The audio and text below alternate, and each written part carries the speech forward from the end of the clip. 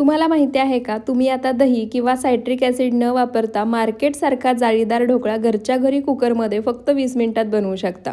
त्यासाठी गॅसवर कुकरमध्ये 1.5 ग्लास पाणी गरम करायला ठेवलं आहे। कुकरच्या झाकणाची शिट्टी काढून ठेवायची।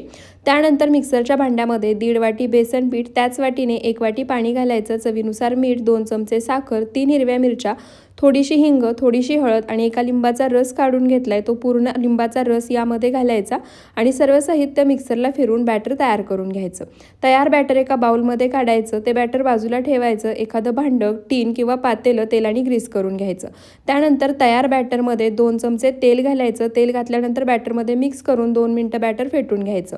त्यानंतर 1 चमचा इनो घालायचा, थोडंसं पाणी घालून इनो ॲक्टिवेट करायचा आणि बॅटरमध्ये मिक्स करून पुन्हा एखाद मिनिटभर बॅटर छान तयार बॅटर तेल लावलेल्या भांड्यामध्ये काढायचं। कुकरमध्ये पाणी छान उकळले, ते भांडं कुकरमध्ये ठेवायचं, झाकण लावायचं।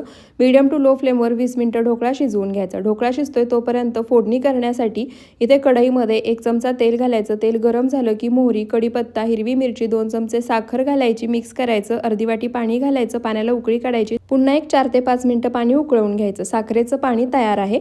आता हे पाणी बाजूला ठेवायचं। तोपर्यंत ढोकळा सुद्धा तयार झाला आहे। सुरीने चेक करायचा ढोकळा आतपर्यंत शिजला आहे का। त्यानंतर भांडं बाहेर काढायचं, ढोकळा पूर्णपणे थंड करायचा, एका ताटामध्ये काढायचा आणि त्यानंतर तुम्हाला हवे आहे तशा आकारामध्ये ढोकळा कट करून घ्यायचा। ढोकळा कट करून घेतला की वरून लगेच तयार केलेली फोडणी घालायची आणि तयार आहे आपला सुपर सॉफ्ट ढोकळा। तुम्ही सुद्धा नक्की बनवून पहा आणि कसा झाला ते कमेंट करून नक्की सांगा। व्हिडिओ आवडला असेल तर फॉलो करायला विसरू नका। धन्यवाद।